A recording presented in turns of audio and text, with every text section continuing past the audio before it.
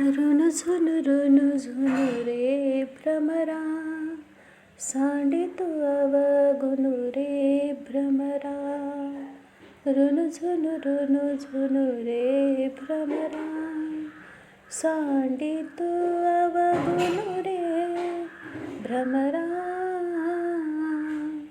रुनु झुनु रे भ्रमरा, सांडितो अवगुनु रे भ्रमरा. नमस्कार मंडळी. तर छान अशा अभंगापासून सुरुवात म्हटलं करूया. तर बघा, तोंडल्याची भाजी करायची आहे, म्हणजेच भरीत. तर त्यासाठी बघा, कांदा उभा चिरलेला आहे, टोमॅटो, 2-3 हिरव्या मिरच्या आहेत आणि थोडेसे शेंगदाणे आहेत आणि आलं लसूण. तर हे सगळं छान तेलामध्ये परतून घेतलं आणि व्यवस्थित असं छान भाजल्यावरती बघा, थंड होईपर्यंत इकडं आपल्याला तोंडली कट करून घ्यायची आहे. तर ही बघा, तोंडली स्वच्छ अशी धुवून घेतलेली आहेत मी अगोदर आणि नंतर वेळीवरती मी अशी 4-4 भाग केलेले आहेत. जसे आपण मसाला वांग करण्यासाठी वांग्याचे भाग काप करतो तशा पद्धतीनं. आणि हे बघा, सगळी ताटलीभर तोंडली आहेत. तर ही तोंडली सगळी व्यवस्थित अशी मी चिरून घेतलेली आहेत आणि बारीकही करू शकता, पण मला असं मसाल्यातली करायची होती तोंडली, म्हणून त्यासाठी मी अशा पद्धतीनं चिरून घेतलेली आहेत. बारीक कट केल्यावरतीही चालतं, छान होतात. तोंडलीची भाजी मस्त लागते. कच्ची तोंडली खायला छान वाटतात, पण बऱ्यापैकी थोडंसं चीक असल्यासारखं असतं त्याला. तर त्यासाठी आपण काय करणार आहे ट्रिक बघा. तर पाण्यामध्ये हळद मीठ घालून उकळून घेणार आहे, म्हणजे त्याचा चीक जो असतो तो सगळा निघून जाईल.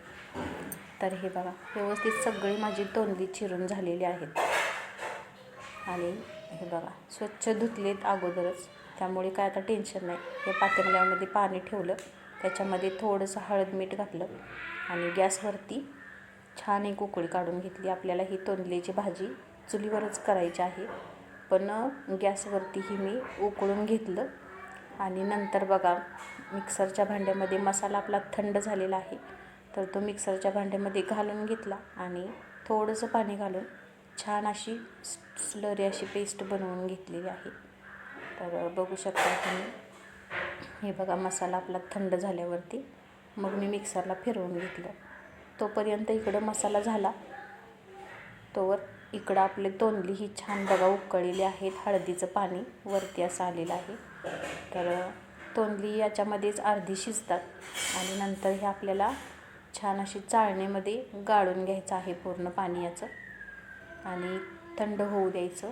हवं तर भाजी करताना तेलामध्येही परतू शकता, पण मी अशी उकळून घेतल्यामुळं पाण्यामध्ये आता तेलामध्ये तळायची काहीच गरज नाही, पण तळून ही भाजी छान होते.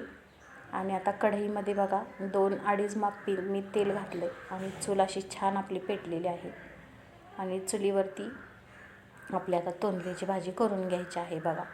तर तेल छान तापलं, त्याच्यामध्ये अर्धा कांदा चिरलेला आहे एकदम बारीक, तो कांदा घातला. कारण मसाल्यामध्येही कांदा आहे, म्हणून फोडणीमध्ये फक्त अर्धा कांदा घातलेला आहे मी. आणि मसाल्यामध्ये हळद, गरम मसाला लागलीच घातला होता मिक्सरला फिरवताना. आणि आता नंतर याच्यामध्ये फक्त आपलं लाल तिखट, धने जिरे पावडर आणि चवीनुसार मीठ आणि ही कसुरी मेथी थोडीशी चोळून अशी टाकलेली आहे आणि मस्त बघू शकताय तुम्ही तेल सुटले.